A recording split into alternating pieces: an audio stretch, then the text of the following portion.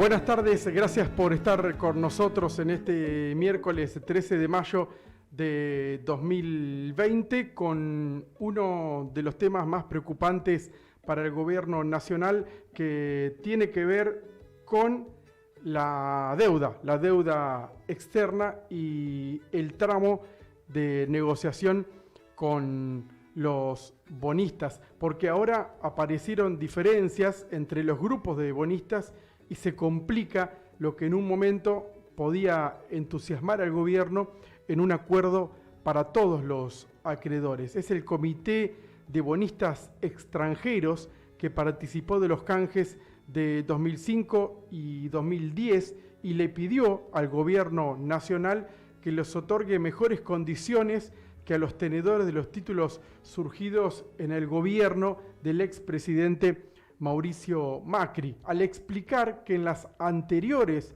reestructuraciones ya sufrieron quitas importantes y que no estarían en condiciones de volver, o que tendrían decidido no volver a soportarla. Hasta el viernes pasado había una porción de inversores y tenedores de deuda que no tenían expectativas positivas sobre el proceso de reestructuración de deuda que había lanzado el gobierno argentino aún en medio de la pandemia del coronavirus.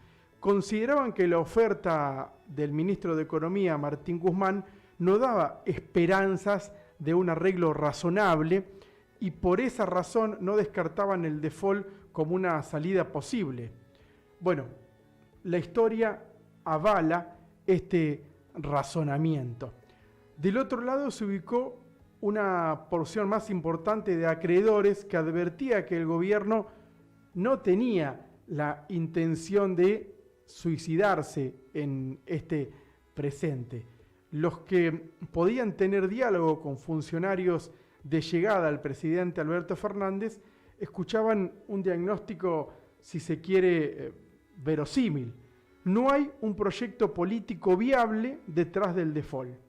Posiblemente esa alternativa estuviese en la cabeza de algún sector del kirchnerismo, pero la mayoría de los gobernadores peronistas le dejaron claro al presidente que estaba bien ser duros con los bonistas, pero no obstinados. Este fue el mensaje clave de los gobernadores ante esta situación de negociación de la deuda.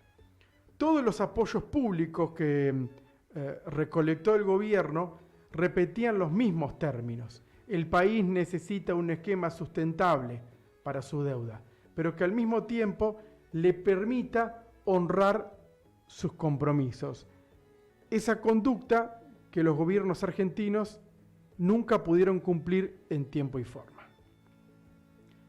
El sendero de respaldos que se formó la semana pasada alentó de algún modo a los inversores a pensar que había espacio para una segunda vuelta y por eso los bonos empezaron a exhibir una recuperación que, si bien fue moderada, también fue firme, lo que no es poca cosa. El viernes cerró el plazo formal de adhesión y el porcentaje de bonistas que adhirió fue bajo. Y en su mayoría, además de bajo, fue local. No sorprendió, era un gesto interno para evitarle ponerle un cero al gobierno nacional. Los que se sumaron daban por hecho que la prórroga de la negociación era inevitable. Y así sucedió. El ministro de Economía avisó en las últimas horas que la discusión sigue hasta el próximo 22 de mayo. Quedan algunos días más, que serán, por supuesto, esenciales. El primer escalón del default fue evitado. Si fue evitado ese primer escalón, ¿qué pasa con lo que viene? ¿Y el segundo escalón? Quienes se lo preguntan son los más escépticos de todos, los que advierten que la propuesta original que hizo el gobierno fue bastante extrema y creen que por esa razón será improbable consensuar una adecuación que permita el acuerdo, que permita un efectivo consenso final. Los menos pesimistas, por llamarlos de alguna manera, entienden que una vez que el gobierno aceptó pagar el costo de negociar, no tendría sentido hacerlo desde una postura un poco más intransigente. El ministro de Economía, Martín Guzmán, acompañó la decisión con un mensaje que remarca la necesidad de tener un horizonte sustentable para la deuda y que mientras haya buena fe, esté dispuesto a discutir distintas combinaciones de tasa de interés, reducción de capital, periodo de gracia, extensión de vencimientos. O sea, el menú de la negociación está servido, aún pese a este posicionamiento del comité de bonistas que ya había participado del canje de 2005 y 2010. ¿Tendrá margen el presidente Alberto Fernández para asumir una propuesta más onerosa que no le genere críticas? ¿Tendrá este presidente, que superó expectativas de propios y extraños con decisiones y posición frente a los argentinos en el marco de la pandemia, que mejoró mucho su imagen? Que las consultoras privadas, de hecho, lo están dando con niveles aún superiores al de Ricardo Alfonsín en su mejor momento. Digo, ¿tendrá ese margen el presidente? Me parece, entiendo que la respuesta es muy simple, que está estrechamente referenciada con la política en toda su esencia.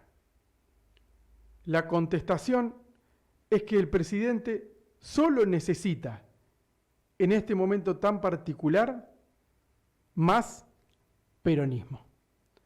Una vez conseguido el número, el que sea necesario, por supuesto, será el apoyo de gobernadores, legisladores y gremios, lo que lo volverá viable para el interés nacional. En este camino, que tiene escollos que por ahí el presidente no esperaba, está dando sus pasos Alberto Fernández. Digo, empezó el momento de empezar a demostrar de algún modo ese liderazgo de posturas más rígidas que tienen que ver con la negociación de la deuda, ni más ni menos.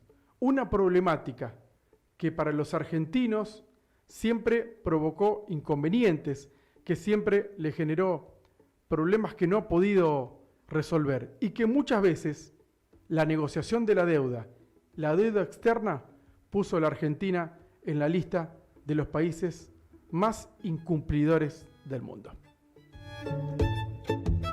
Memo García en Radio Más, todos los días a las 5 de la tarde.